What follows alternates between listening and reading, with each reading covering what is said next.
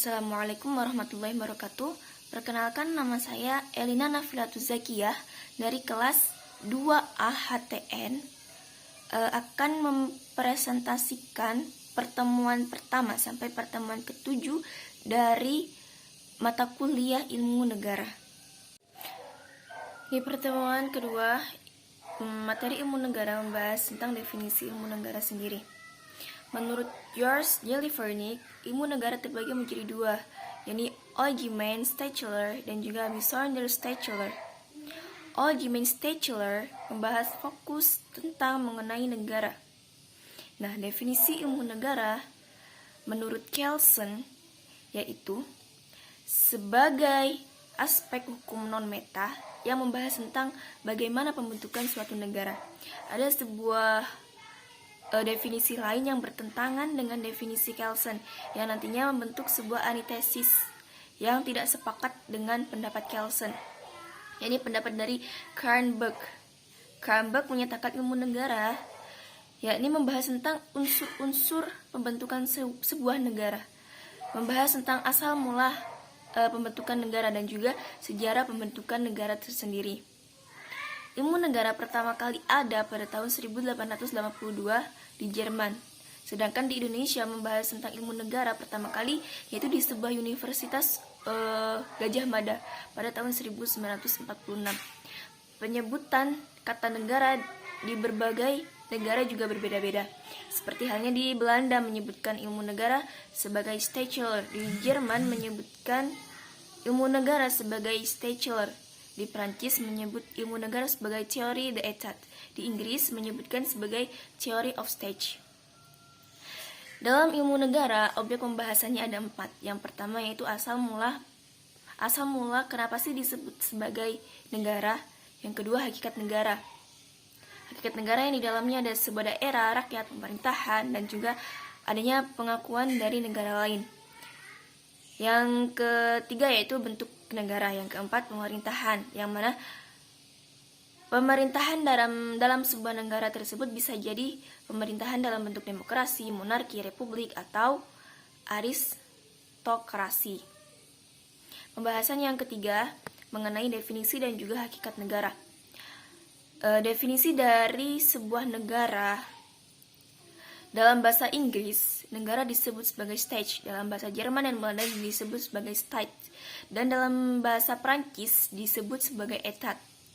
Indonesia sendiri menggunakan bahasa dari bahasa Sanskerta, yaitu bahasa nenek moyang, yang berarti negara atau nigari, yang artinya kota besar. Sama halnya dalam penyebutan negara di bangsa Yunani, yaitu polis, yang artinya kota. Penyebutan negara di Indonesia ini sudah ada sejak lama. Terbukti adanya sebuah kerajaan Tarumanegara di Jawa Barat yang sudah menerapkan negara, yang sudah menerapkan pemerintahan negara di dalamnya. Dan juga dulu ada sebuah putra panca yang membuat buku yang berjudul Negara Kartagama, membahas tentang ketatanegaraan. Negara menurut para ahli juga sangat berbeda-beda ya definisinya. Menurut Nusron, negara adalah tentang pergaulan hidup dengan adanya interaksi dalam sebuah negara. Menurut Meriam Budiharjo juga, negara adalah yang memiliki daerah, pejabat, rakyat, hukum, kontrol, serta adanya kekuasaan di dalamnya. Menurut J.J. Rawls, negara adalah komponen hidup bersama dan mereka serta hidup bebas. Pertemuan keempat membahas tentang unsur-unsur yang ada dalam sebuah negara. Unsur-unsur yang ada dalam sebuah negara ada 5, yakni adanya wilayah, adanya penduduk, pemerintahan, pengakuan dari negara lain, serta adanya hubungan internasional. Wilayah merupakan suatu syarat mutlak sebagai berdirinya suatu negara, yang mana wilayah ini tidak diperselisihkan dan tidak dipersengketakan dengan negara lain. Yang kedua, penduduk. Adanya negara itu wajib memiliki penduduk asli serta wilayah yang ada dalam negara tersebut. Bukan berarti penduduk dari luar negara serta kewarganegaraannya ini diakui oleh negara tersebut. Yang ketiga yakni pemerintahan. Ada seorang yang bernama Crevert berpendapat bahwa sebuah negara itu memiliki pemerintahan sebagai kunci berjalannya suatu negara. Pemerintahan ini memiliki banyak jenis seperti lembaga politik, lembaga administratif, dan juga lembaga eksekutif. Yang keempat yakni pengakuan, adanya pengakuan dari negara lain. Di sini bisa disebutkan sebagai de facto dan de jure. De facto sendiri pengertiannya yaitu kenyataan atau sesuai dengan fakta. Apakah fakta tersebut benar-benar terjadi dengan baik ataupun tidak. De jure adalah negara internasional yang telah mengakui secara hukum adanya negara tersebut dan negara tersebut memenuhi syarat-syarat berdirinya sebuah negara secara hukum. Yang kelima yakni hubungan internasional.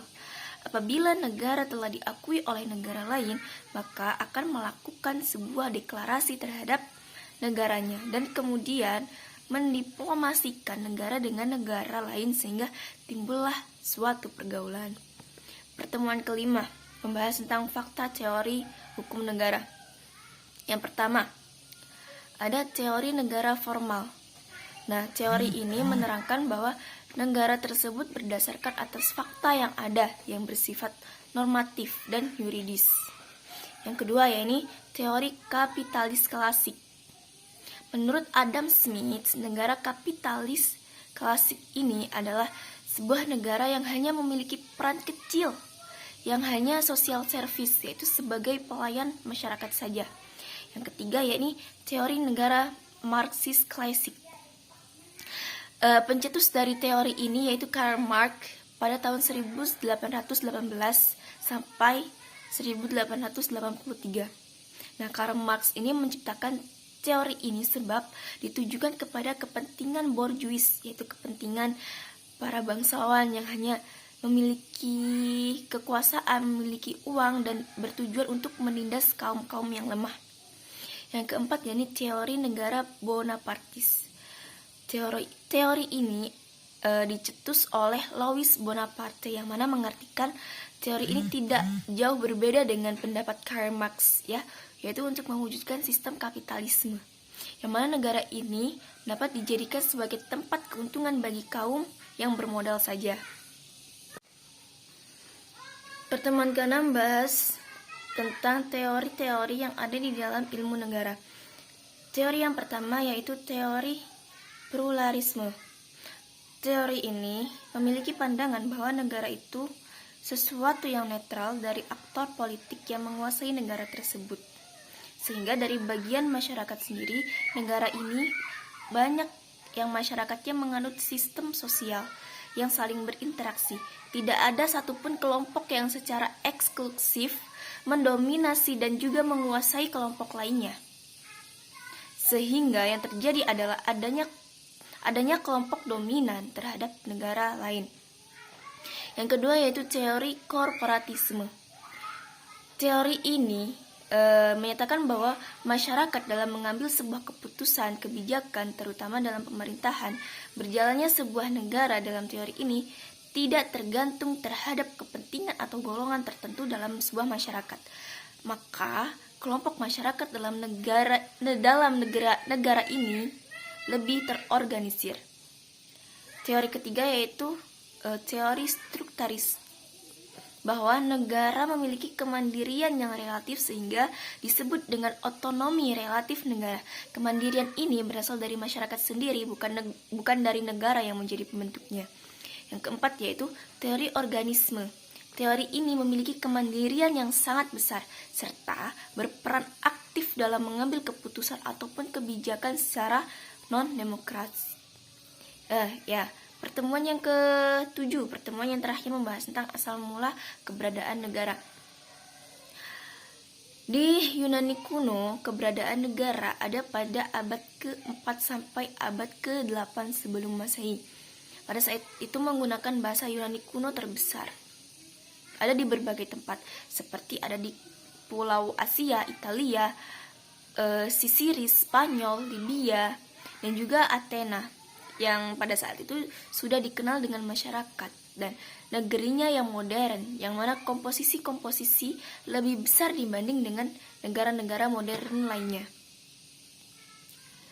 Menurut Socrates, mengenai hakikat manusia sendiri yang tidak bisa hidup sendiri tanpa ada bantuan dengan orang lain, manusia itu membutuhkan kebijakan dan juga membutuhkan peraturan yang arif, yang bijaksana agar dapat berjalan dengan bijaksana dalam kehidupannya. Asal mula negara itu berasal dari fitrah manusia sendiri yang menghendaki pergaulan, yang menghendaki ketentraman kehidupan agar terwujudnya kehidupan yang bijaksana. Plato, adanya negara sebab kebutuhan manusia sendiri atas bahan pangan untuk makan dan untuk menghasilkan kelangsungan hidup. Pada bangsa Romawi, banyak tokoh-tokoh yang lahir di wilayah Romawi sendiri seperti Polybius, Cicero, Lucretius. Adanya bangsa Romawi ini berasal dari Yunani kuno yang telah terpecah-pecah dan jatuh pada Romawi. Oleh karena itu, kebanyakan kebudayaan Yunani ini mempengaruhi bangsa Romawi. Menurut Polybius, adanya negara sebab ada tirani di antara masyarakat. Masyarakat yang mendapatkan semena-mena, mendapatkan perlakuan semena-mena dari raja mereka, yang pada saat itu hidup dalam satu wilayah. Adanya tirani ini membuat masyarakat menjadi jenuh, dan masyarakat tersebut bergerak untuk membentuk negara sendiri, yang peraturannya mereka buat sendiri. Dan adanya tirani ini juga lah adanya yang disebut sebagai siklus politius. Yang ketiga, pada abad pertengahan. Pada abad ini terbagi menjadi dua periode. Periode yang pertama yaitu periode pra-Praeneste. Tokoh-tokoh yang ada di periode ini yaitu Agustinus, Thomas Aquinas, Marcellus, Thomas Moras. Nah, pada periode pasca Renaissance, tokoh-tokoh adalah Niccolò Machiavelli, Jean Bodin, dan lain sebagainya. Pada masa ini masyarakat terbelenggu atas peraturan feudal dan kekuasaan pemerintahan agama sehingga tenggelam dalam masa kegelapan. Dasar dari ide ini adalah kebebasan berpikir serta bertindak sebagai manusia yang seluas-luasnya. Pada masa Aufklärung, pada masa ini terdapat beberapa tokoh. Yang pertama yaitu John Locke, berpandangan bahwa negara ini itu merupakan bentuk dari perjanjian pemerintahan dari warga negara. Menurut Jean-Jacques Quies, awal dari sebuah negara adalah adanya kontrak sosial yang terjadi pada masyarakat sendiri.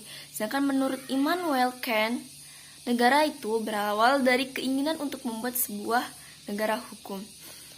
Sekian kurang lebih penjelasan saya dari pertemuan pertama sampai dengan pertemuan ke-7. Kurang lebihnya mohon maaf. Assalamualaikum warahmatullahi wabarakatuh.